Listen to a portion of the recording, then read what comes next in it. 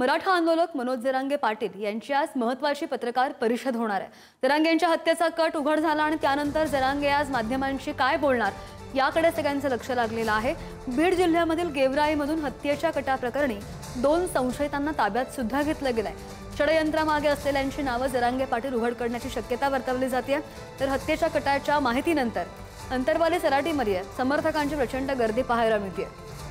या संदर्भात आणखी अपडेट घेऊन आमचे प्रतिनिधी सचिन जिरे आपल्या सोबत आहेत। सचिन, पत्रकार परिषदेची ही गर्दी पाहायला मिळते आणि किती वाजता ही पत्रकार परिषद सुरू होते?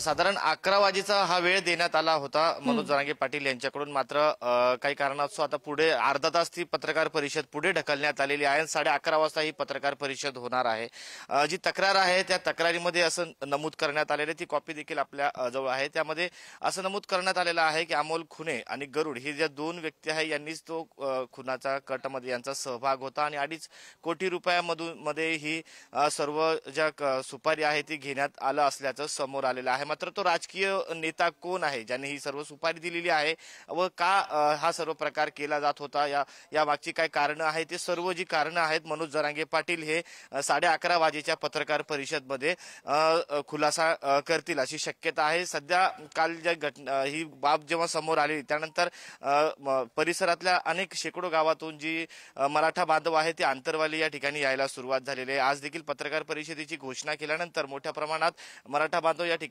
आलेले आहे। काळजीपोटी त्यांची विचारपूस करण्यासाठी हे सर्व मराठा बांधव या ठिकाणी आले। मनोज जरांगे पाटील बसलेले आहेत, ते मात्र ते 11:30 वाजताच बोलणार असं त्यांचं म्हणणं आहे। तरी देखील आपण त्यांना विनंती करू, दादा काय सांगाल तुम्ही, आज पत्रकार परिषद आहे? 11 वाजता बोलून आपण सविस्तर सगळं।